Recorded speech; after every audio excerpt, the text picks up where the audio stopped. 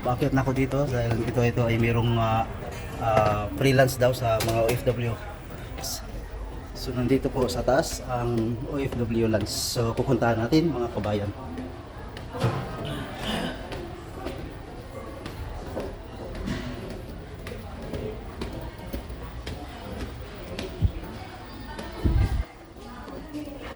Ngayon nakaakyat na tayo mga kabayan, makikita na natin dito sa loob ang OFW lunch para sa mga balik manggagawa na libreng merienda. So ito ngayon, OFW lunch.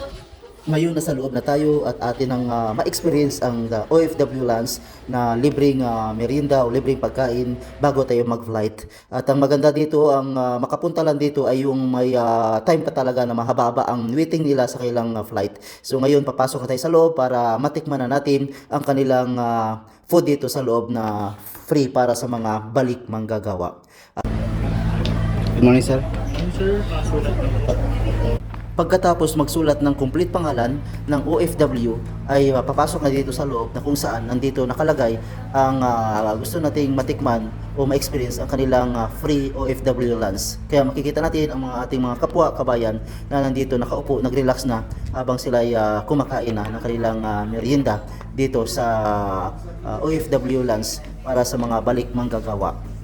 Kaya ako napunta dito dahil may nakapagsabi din sa akin mga stewardess na punta daw ako dito dahil mahaba pa ang aking oras. Kaya kailangan before ang flight, so balik na agad doon sa waiting area pagkatapos dito sa OFW lunch. Kaya kung free time pa tayo, pupunta tayo dito para makapagmerienda pa, at least makalibre tayo. Kaya salamat sa free OFW lunch sa mga balik manggagawa.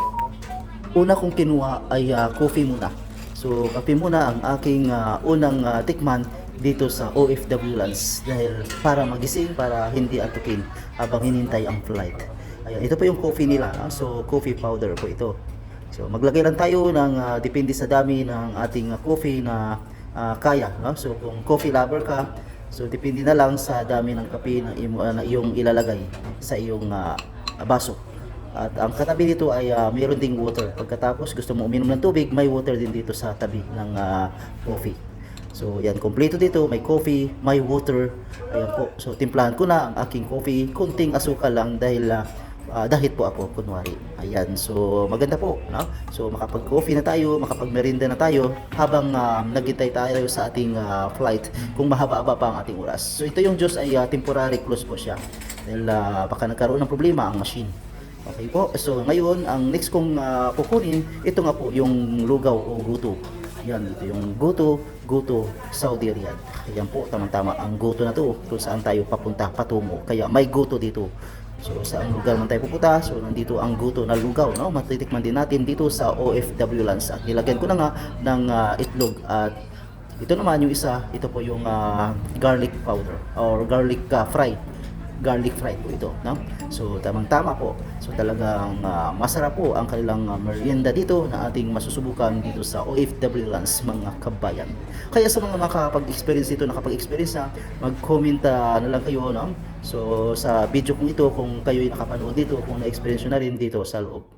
Yan po, dito po ito sa Terminal 1, no? Dahil ang aking flight ay ito po ay Philippine Airlines, kaya nandito po ako sa OFW lunch habang hinihintay ang aking flight. At ngayon nakakuha na ako ng aking makakain, merienda. Ayan, so naghanap na ako ng upuan, no? Ito po ay una kong kinain yung lugaw, no? Dahil ito po ay talagang nakadalawang beses akong kumain dito. Dahil mahaba talaga aking flight, kaya sinusulit ko talaga. Okay, so ayan mga kabayan. So yung kape natin, so mayroon ng stick para pang tunaw sa coffee with sugar. No? So habang titimpla natin, ayan po, no? So kumpleto na dito. Ayan, tapos dito mayroon ding charging station. So pwede tayong mag-charge ng ating mga cellphone or mobile. Ayan po, talaga mang kumpleto dito po. At dito, so ang pangalawa kong kain, so natapos ko yung unang kinain kong lugaw, so kumuha ko ng pangalawa pa. Tapos puwipisto ako sa ibang pisto naman. Ito po yung pangalawang lugaw at yung kape of course isang baso lang. Ayan. Ayan, so may guto o lugaw at ito coffee.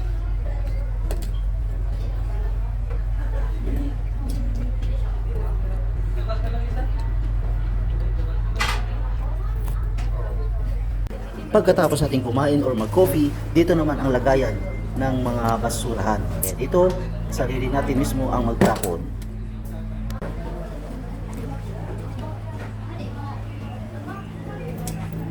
Kumuha na rin ako ng tubig para makainom na ng tubig bago ako lalabas, no? Para kumplito, sulit ang ating experience dito sa OFW Lands.